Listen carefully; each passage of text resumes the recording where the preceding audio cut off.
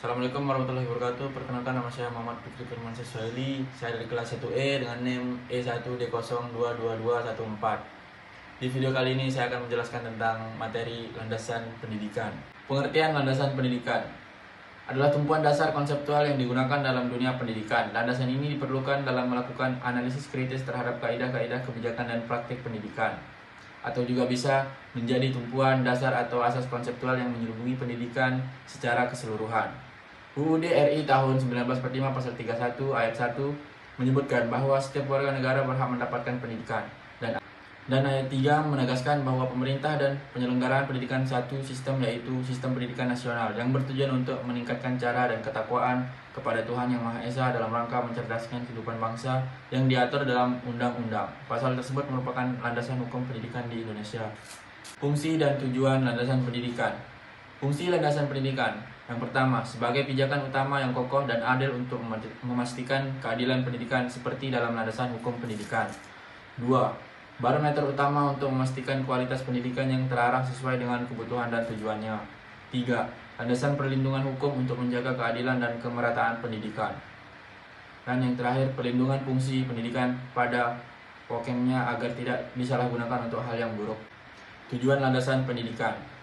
1. Pendidikan menjadi hak seluruh manusia tanpa syarat apapun. 2. Pemerataan pendidikan baik dari segi kuantitas maupun kualitas bagi seluruh umat manusia. 3.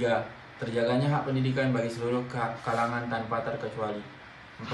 Pendidikan berfungsi sebagaimana mestinya, yakni memajukan dan membantu manusia untuk tidak disalahgunakan untuk hal yang negatif. Jenis-jenis landasan pendidikan di Indonesia. 1. Undang-Undang RI Nomor 2 Tahun 1989 tentang Pendidikan Nasional. Undang-undang ini memuat 59 pasal yang mengatur tentang ketentuan umum, istilah-istilah dalam undang-undang ini, kedudukan, fungsi, dan tujuan, hak-hak warga negara untuk memperoleh pendidikan, satuan jalur dan jenis pendidikan, jenjang pendidikan, peserta didik, tenaga kependidikan, sumber daya pendidikan, kurikulum, hari belajar dan libur sekolah, bahasa pengantar, penilaian, peran serta masyarakat, Badan Pertimbangan Pendidikan Nasional, pengelolaan, pengawasan, ketentuan, dan lain-lain. Ketentuan pidana, ketentuan peralihan, dan ketentuan penutup. Undang-Undang Nomor 20 Tahun 2003 tentang Sistem Pendidikan Nasional. Undang-undang ini selain memuat pembaharuan visi dan misi pendidikan nasional, juga terdiri dari 77 pasal yang mengatur tentang ketentuan umum, istilah-istilah terkait dalam dunia pendidikan, dasar, fungsi, dan tujuan pendidikan nasional, prinsip penyelenggaraan pendidikan, hak dan kewajiban warga negara, orang tua dan masyarakat, peserta didik, jalur jenjang dan jenis pendidikan, bahasa pengantar, standar nasional pendidikan, kurikulum, pendidik dan tenaga kependidikan, sarana dan prasarana pendidik, pendanaan pendidikan, pengelolaan pendidikan, peran serta masyarakat dalam pendidikan, evaluasi, akreditasi dan sertifikasi, pendirian satuan pendidikan, penyelenggaraan pendidikan oleh lembaga negara lain, pengawasan, ketentuan pidana, ketentuan peralihan, dan ketentuan penutup. Undang-Undang Nomor 14 Tahun 2005 tentang guru dan dosen.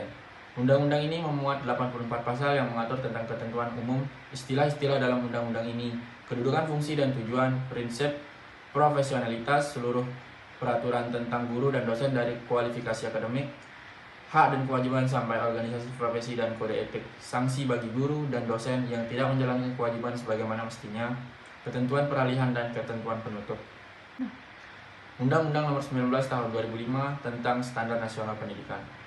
Undang-undang ini memuat 97 pasal yang mengatur tentang ketentuan umum, lingkup, fungsi dan tujuan, standar isi, standar proses, standar kompetensi lulusan, standar pendidikan dan tenaga kependidikan, standar sarana dan prasarana, standar pengelolaan, standar pembiayaan, standar penilaian pendidikan, badan standar nasional pendidikan, evaluasi, akreditasi, sertifikasi, penjamin mutu, ketentuan peralihan, ketentuan penutup. Menurut peraturan pemerintah ini, yang dimaksud dengan standar nasional pendidikan adalah kriteria minimal tentang sistem pendidikan di seluruh wilayah hukum negara Kesatuan Republik Indonesia. Implikasi landasan hukum pendidikan di Indonesia. Sebagai implikasi dan landasan hukum pendidikan, maka pengembangan konsep pendidikan di Indonesia adalah sebagai berikut. 1. Ada perbedaan yang jelas antara pendidikan akademik dan pendidikan profesional.